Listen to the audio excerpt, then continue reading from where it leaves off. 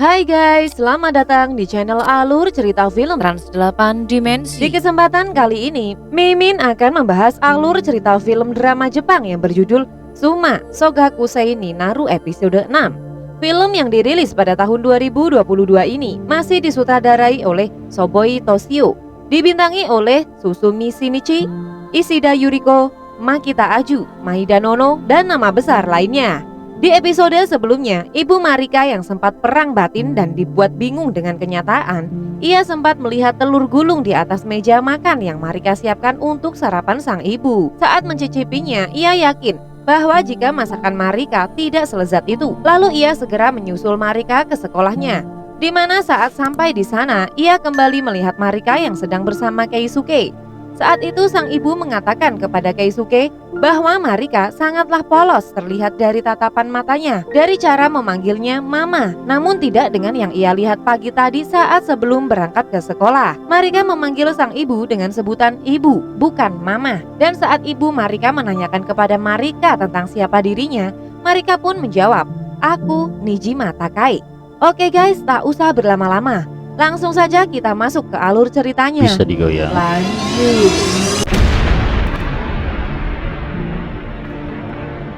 Saat Yuri yang sedang makan siang bersama Izumi, ia menceritakan tentang kakaknya yang berinkarnasi. Namun sedikit pun Izumi tidak meresponnya.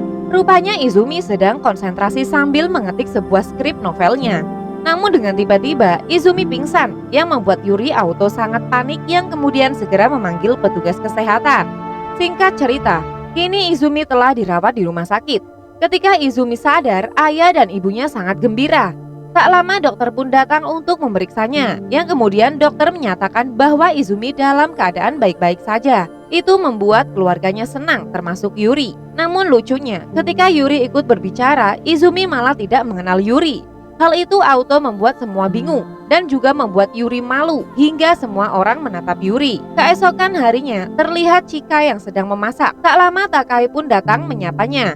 Namun saat Chika kembali menyapanya dengan sebutan Marika, Takai hanya terdiam yang membuat Chika auto canggung. Rupanya kini Chika meyakini bahwa Marika adalah sosok Takai. Terlihat dari sikapnya yang begitu canggung dan sopan kepada Takai yang jiwanya ada di dalam raga Marika sang anak tercintanya. Mereka akan menikmati makan. Tiba-tiba rumah pun berbunyi dan ternyata yang datang adalah Keisuke yang menyapanya dengan sebutan ibu. Saat itu Keisuke membawa makanan kesukaan Takai dan juga membawakan yogurt dari buah-buahan untuk Chika.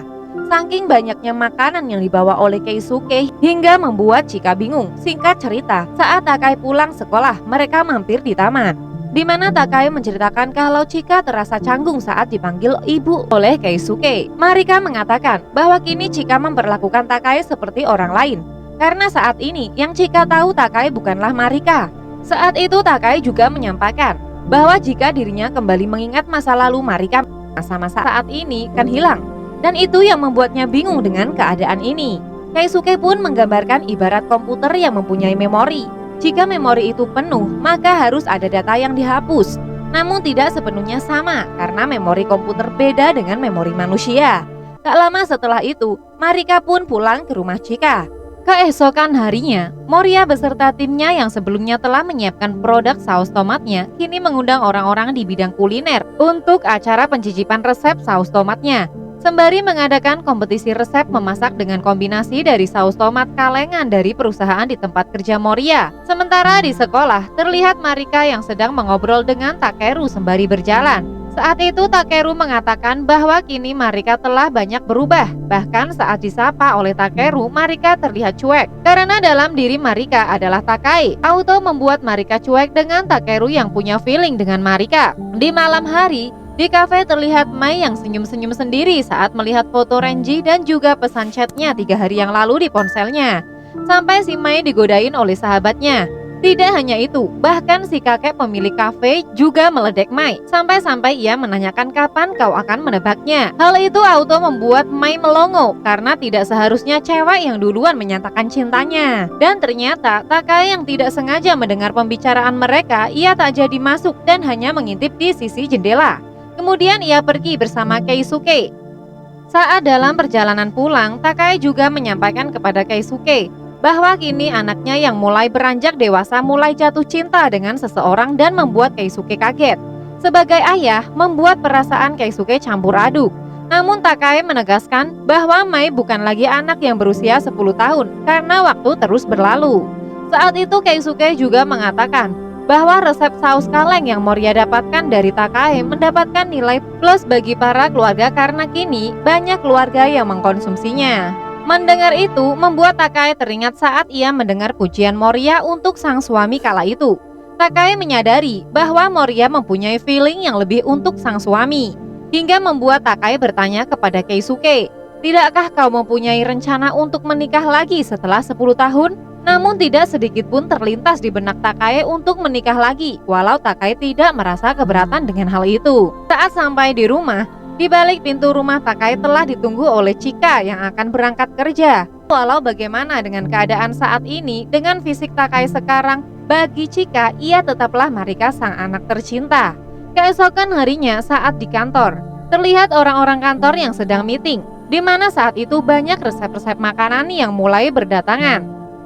Saat mereka sedang meeting, terlihat salah seorang yang tiba-tiba datang dan menyatakan bahwa resep mereka telah tersebar di internet sebelum resmi launching. Padahal di acara mencicipi, dari pihak perusahaan tidak mengizinkan untuk mengunggah gambar.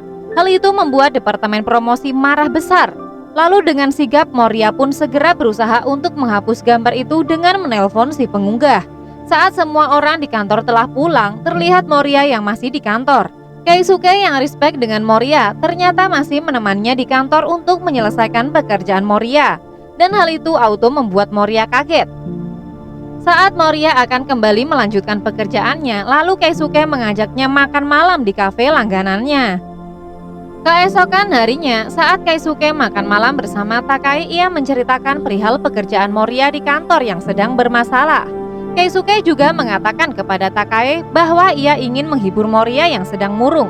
Saat itu Takae mempunyai ide untuk mengajak mereka makan barbeque, makan enak bersama dan mengobrol dengan suasana santai. Saat sampai di rumah, Keisuke mulai menyusun acaranya. Ia juga menyuruh Mai agar ia mengajak pacarnya untuk ikut dalam acara itu. Setelah itu, Mai pun segera mengirimkan sebuah pesan untuk Renji dan mengajaknya dalam acara santai bersama keluarganya. Hal itu auto membuat Renji mau banget. Menyadari ayahnya merespon baik, Mai pun juga auto kegirangan sambil tungkerep di atas kasur. Di lain sisi, terlihat Yuri yang pusing dengan pernyataan Izumi yang tidak mengenalinya. Kemudian ponselnya berbunyi dan ternyata itu adalah sang kakak Keisuke yang mengajaknya dalam acara kumpul bersama. Keesokan harinya, Keisuke memberikan undangan untuk Moria secara langsung dalam acara yang telah ia setting. Sementara Takae dan Chika seperti biasa, mereka menyuci piring, gelas, dan lain-lain bersama. Di sela-sela itu, Takae juga menyampaikan acara pesta barbeque di kuil hari ini dan berharap Chika bisa datang. Yang ternyata Keisuke telah lebih dulu menyampaikan undangannya kepada Chika. Chika sampai tidak mau ikut dalam undangan itu karena ia tidak terbiasa bergaul dengan orang asing. Namun saat Takae akan pergi ke sana, Chika segera memanggil Takae dan menyatakan akan ikut jika hanya sebentar saja. Setelah Takae dan Chika sampai, terlihat Keisuke yang sedang mempersiapkan bara api untuk memanggang barbeque. Hal itu membuat Takae kaget karena ternyata Keisuke mampu merealisasikan acaranya. Di sela-sela itu, ternyata Yuri juga telah sampai di sana. Yuri melihat dari kejauhan dan memuji Keisuke dengan keterampilannya. Lalu saat Yuri mencoba untuk pergi dan berniat untuk tidak ikut dalam acara itu, ia terlanjur ketahuan oleh Takae yang auto memanggilnya dan menyuruhnya untuk mengambilkan minum untuk Chika. Tak lama Mai dan Renji pun datang. Takae yang melihatnya terlihat senang, namun tidak dengan sang ayah yang mempunyai perasaan nano-nano. Sementara Moria masih berada di kantor dan masih menyelesaikan pekerjaannya. Saat sedang murung, tiba-tiba datang atasannya yang mengabarkan bahwa pihak departemen promosi tidak akan membatalkan resep standar baru dan bisa dilanjutkan. Hal itu membuat Moria melongo, karena itu sangat tidak mungkin. Namun ternyata Keisuke atau Pak Najima telah bernegosiasi dengan departemen promosi dan menjelaskan bahwa rencana Moria yang sangat luar biasa sangat sia-sia jika dibatalkan. Merasa telah dibantu banyak oleh Pak Najima, departemen promosi akhirnya menyetujui permohonan Keisuke. Mendengar itu, auto membuat perasaan Moria nano-nano, manis asam asin, ramai rasanya. Kembali ke acara pesta barbeque, terlihat mereka begitu riang dengan acara itu. Namun tidak dengan Chika yang mempunyai karakter pendiam ditambah dengan pikirannya yang kacau dengan putrinya Marika dan juga sang pacar yang ternyata selama ini membohonginya.